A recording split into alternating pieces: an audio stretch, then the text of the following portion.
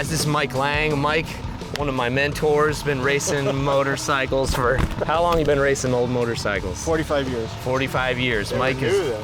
They were new. They were new then.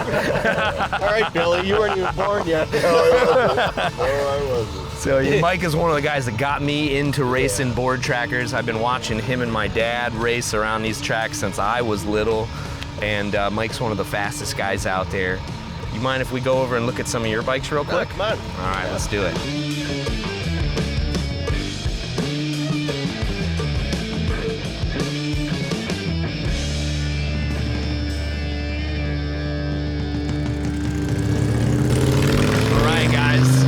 Like I said, Mike is one of the conservators of this whole sport that we've been doing and enjoying for so long. Mike's bikes, you could eat off these bikes. So tell us what we're looking at. Well, first off, this one is a 1946 WR that I built back in 1984. Put my shades on. Yeah, put your shades on because it is awfully shiny. Amazing. A lot of people didn't like it back in the day when I built it because it had way too much chrome. They kind of poo-pooed it, but I tell you, since I've been bringing it back out, people just love the bike. You built this bike how long ago? 1984. 1980. I was 2. I was 2 years old. So it's a 46 WR. Front mount mag. This bike I built in 1996. This is a privateer bike that you'd, I guess, classify it as. I have several stock or factory racers, and I wanted to kind of do my own thing. So I took a single cam Harley and I made it into a twin cam. I replicated what the factory did back in 1919, and it's called a Banjo 2 cam. This is the bike that made me want to race. Okay. I remember watching you making laps at Davenport, and making laps is kind of an understatement, but holding this thing wide open, running around Wasion and Davenport, and this motor is so potent. And what he means when he says it's a Banjo 2 cam, the Banjo, Harley's probably rarest engine they ever built. Yeah, at least one of them. Yeah. For 1919, Harley figured out that the twin cam platform was just a better platform for racing. And we've gotten into weeds about this a dozen times with you guys. I was telling you about my bike over there, breaking cam followers. That's the earlier design, and Harley developed a twin cam system where you're kind of mirroring the approach to the lifters, so it's really natural. And these things wind to the moon. Mike's built this.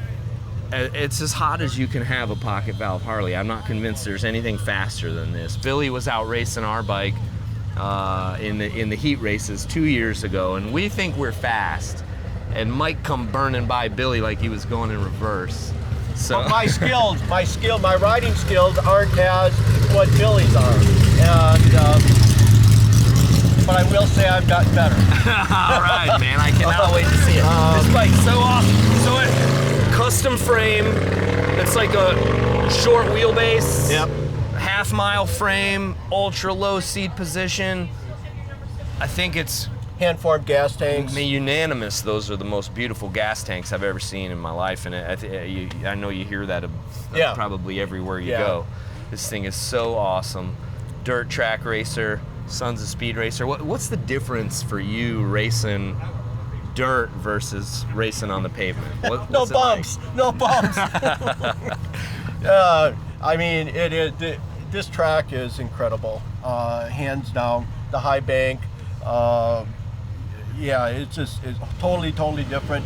I mean, with a bike that has barely, no suspension in the rear and a little bit up front. You get a half an inch, maybe? A dirt track, you just don't know what you're going to come across. We've raced on everything. In all the years, 45 years I've been racing at Davenport, I think there was 1 or 2 years that track was good. Yeah. To where you could go anywhere, high, low, in the middle, and it was just a beautiful track. And other times, man, it's like an Iowa cornfield. This one's perfect every time. This one, I know where the bumps are. There's a couple little marker blocks that you got to stay clear of. Yep. Not horrible, but why hit them if you don't have to? Yeah, well, and it was another thing I noticed when I was racing my bike is, and I've only raced here 3 or 4 times, but on a dirt track bike, or when you're on a dirt track, it doesn't matter the bike, you're all over that bike. Yeah. And you've got to stay on top of that thing. This track, you get on your bike and you almost don't need to move. Right. You know, you can, I kind of hang off the side, it's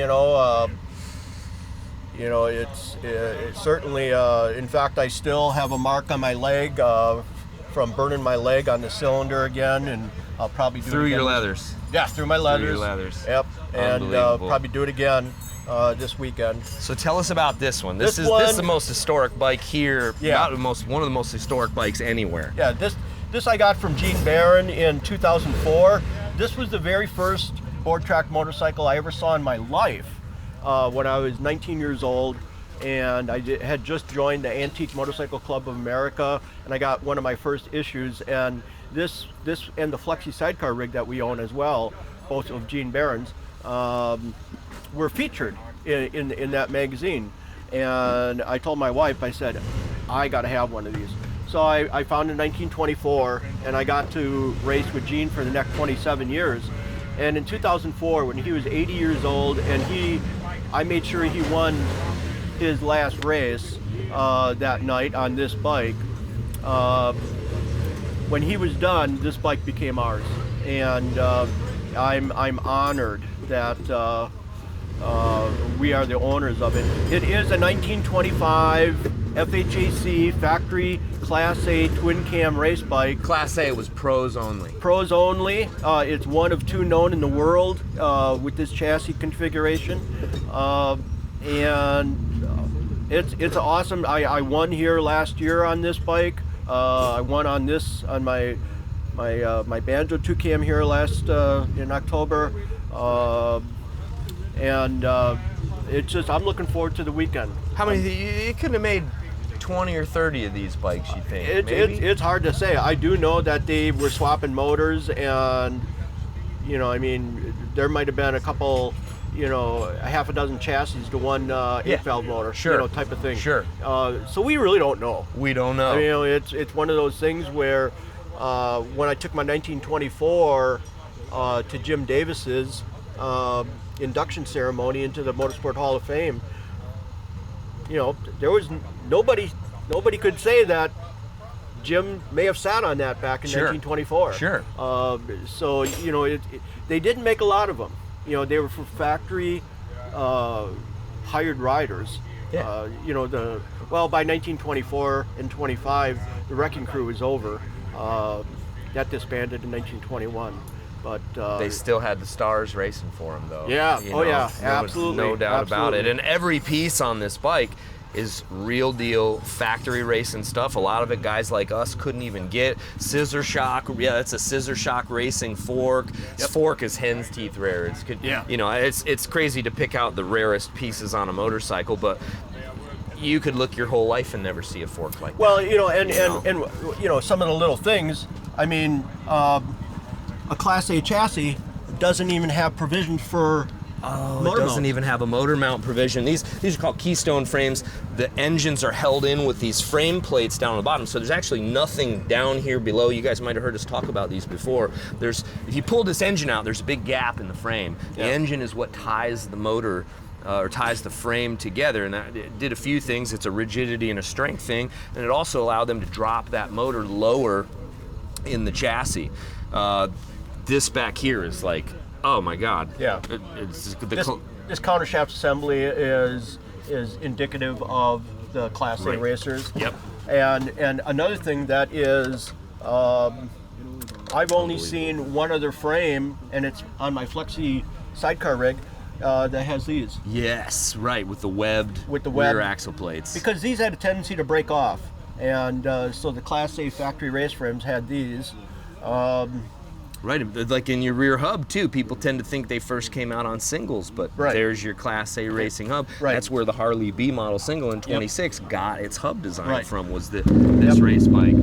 Just amazing. alcohol carburetor, special straight fin Ricardo Racing cylinders. You hardly ever see a pair of them anywhere. Especially the early ones with this fin configuration. With the curved fin configuration. This is all the moto nerd stuff that me and Mike absolutely love and go gaga over. And when a few people out there really, Mike, and you probably knowledgeable as anybody, few people out there know those differences, could even spot those differences, have dealt with enough bikes to be able to pick that out. Right. I was telling Matt a while back in a phone conversation that I keep a log of the FH, FHAD, or JD, or JDH, or not JD, JH, all the twin cam engines that I've built over the years, and it's now over 50 that I've built. So I've been able to be very fortunate to see all the variations, all the little.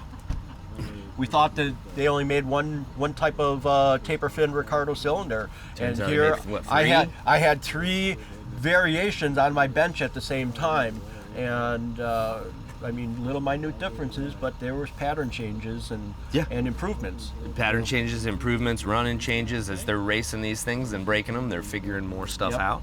And man, it's one of the rarest motorcycles anywhere in the world, and it's definitely one of my favorite bikes. The one behind us, I think, this thing, I just love it, man. The way you sit on it, it looks like you're not even trying, and he's blowing the doors off everybody. So, well, really cool. And then you're racing a WR too. I'm running a 1950 WR. I bought that back in 1980 for a whopping $1,300. Oh man, you broke the bank, huh? Yeah, down in Elgin, Illinois. Awesome. But this is everything on this thing is real.